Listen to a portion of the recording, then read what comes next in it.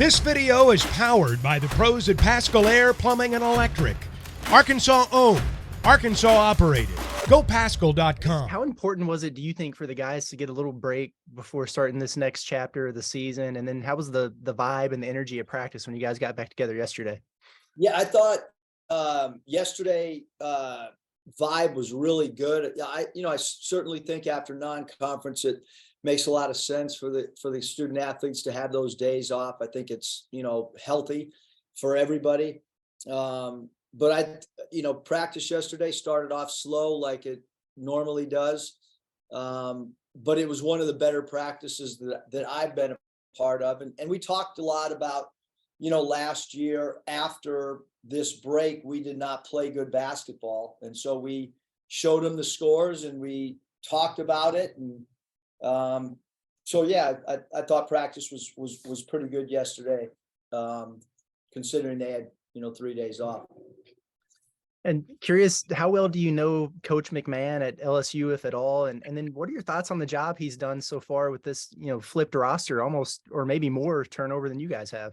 Yeah, I mean, LSU's coaching staff's done a great job. I mean, they have, the bringing some guys that had played for him in the past, I think has really helped continuity wise. And, Hill does a really good job for him at the point. He's a great assist to turnover player. And KJ Williams, player of the year in their conferences, has played at an elite level, through non-conference play. And a guy like Miller that was there last year and rehabbed and obviously, Wilkinson, number 5, is a returning player. And then you got, transfers that have done a good job. And, Fountain is a guy that played at Mississippi State. So he has SEC league experience. And, Hannibal had played in the SEC, and he's a tough-minded guy.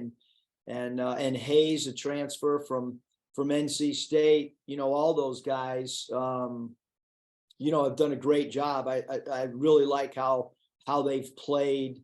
And how he's implemented his system, and guys have bought into what they're teaching. Hutch?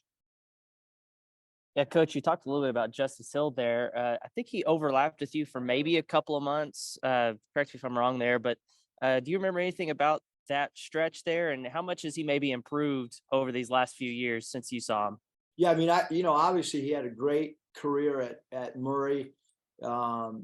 Continues to play, at a high level, great assist to turnover player, takes really good care of the basketball, makes threes, tough competitor. Again, I love how they've, kind of incorporated, some of the guys that had played in that system and how they've carried on with their winning ways, because they won a lot of games, the last couple of years, and obviously with the record right now, continue to win at a high level. And y'all haven't played on the road yet, but you have played in Maui. You went overseas, the game in Tulsa. How much do you think those experiences will help y'all going on the road this first time? Yeah, I think for sure the fact that we played, the 3 games in Maui helps, and certainly feel like that game in Tulsa, and even leaving Bud Walton and playing in Little Rock, we've got a pretty good sample size of 5 games where we're kind of out of our own element, so to speak, where we've had to travel and check into hotels. And but certainly a road game is different when it's a true road game, and certainly a league game is different than a non-conference game, and certainly a league road game is much different than a normal road game. Bob? Hey, Eric, how you doing? Speaking of the road in Baton Rouge, I kind of forgotten about this. You didn't make the trip last year. Looking back, how weird was that? And even though it's going to be a tough environment, I'm sure, how excited are you to be going to Baton Rouge for the first time in 2 seasons? And I hope your shoulder's like 100% better and you don't even think about it. Just wonder how's your shoulder doing? Shoulder's great, but obviously last year was pretty weird coming out of surgery and I remember sitting at my kitchen table writing some notes and got dizzy on Friday night. Was able to watch the game and then was extremely sick afterwards, to the point that Dr. Cox had to come over to my house because I got off the pain medicine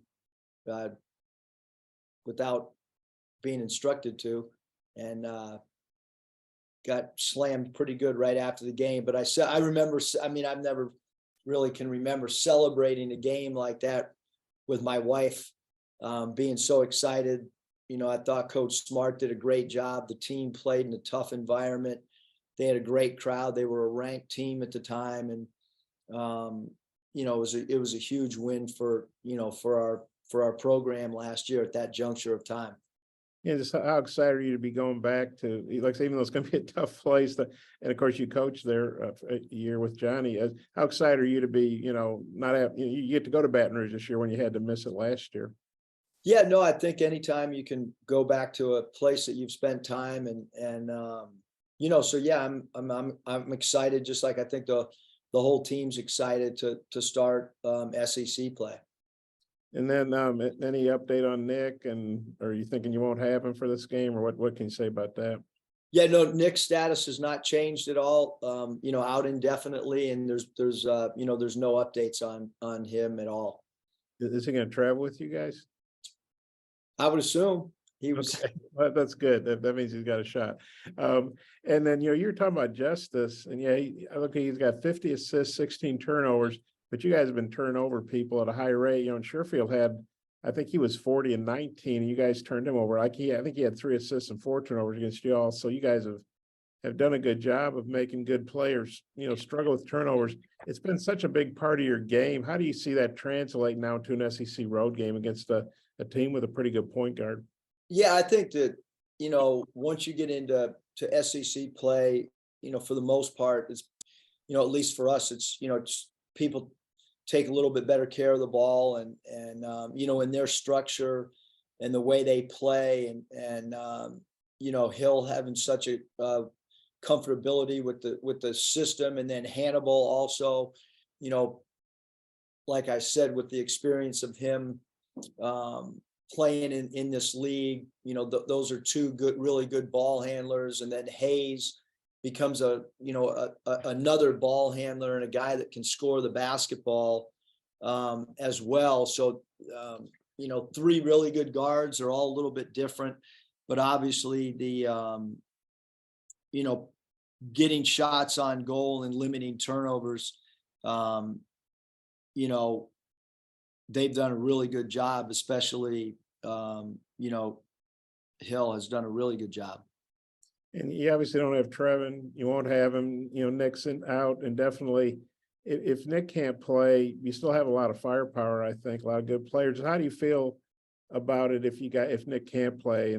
Well, I mean, Nick's not going to, I mean, Nick's out indefinitely, Bob. So he's not, you know, he's not playing in this game. You know, otherwise the status would change, you know. So you know, we need somebody to step up for sure, you know, just like we have had people step up, you know, new opportunity. And like, you know, who that is, we don't really know. You know, last game it was Jalen Graham, you know, came in and we threw the ball to him and on one of his post up plays, and he went to work. But yeah, certainly with, you know, with the makeup of our roster, you know, with Nick and TB, you know, not playing, somebody's got to kind of step up and you know, have a big game for us for sure. You said, I don't know, a couple weeks ago, probably your deepest team, and of course you probably didn't want it to be tested like this, but do you feel good? You do have, you know, like I say, you still have a lot of good parts, you know? Yeah, no, we like our roster a ton. Different guys have stepped up at different moments, whether you go back to the, you know, to the San Diego State game in Maui when Kamani really stepped up, or Jalen Graham last game really stepped up, and Devo Davis has continued to play at a really, really high level. And Anthony Black has, you know, when we've been down scores. Anthony has proven that he can step up and score the basketball. So,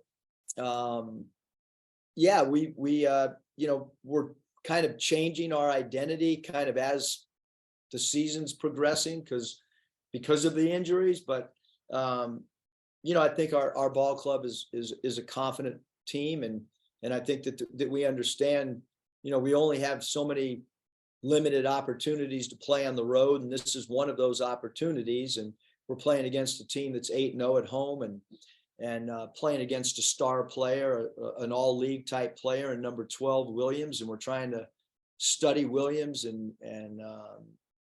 break his game down for our guys. For instance, he's made 93 field goals and taken a total of 27 dribbles. So we're trying to break down bits and pieces of their top 7 guys so that we can try to game plan as best that we possibly can. It's got one more. Did you think you guys would be this good at turning people over? And I know, you haven't played the bulk of your, the SEC, obviously haven't even started the SEC schedule yet, but did you think you guys would be this good? I mean, I think we brought this up the last game, 69-14. I mean, that's just crazy. I don't care who you're playing. That's a nutty stat, Well, we want to, use our length and our aggressiveness defensively. And, we're only through that non-conference portion and the pressure of conference games and all those things gets goes to another level. And we got a lot of new players. So, this will be the first SEC game for a lot of guys on this team other than Devo and Kamani. One more, I read this, Justin at Hogs Stats, he wrote the point, obviously this game's still in the calendar year 2022. If you guys win, you'll be 4-0 against LSU in the year 2022. What do you think about that? Yeah, I think every game, it's a new coaching staff. It's their style of play is much different. So I don't really take, what's happened. Most of our guys have not played against LSU. So, and most of their players have not played against Arkansas other than, Williams and Hannibal when he was, at South Carolina and Fountain when he was at Mississippi State. And so really Wilkinson's the only, probably he and Justin Williams is number 11, probably the only 2 guys that that really have experience against us. BetOnline remains your number one source for all your sports betting this season. Everything from the NFL and bowl season to esports. You'll find the latest odds, team matchup info, player news, and game trends at BetOnline. BetOnline features live betting, free contests, and live scores for almost any sport or game imaginable.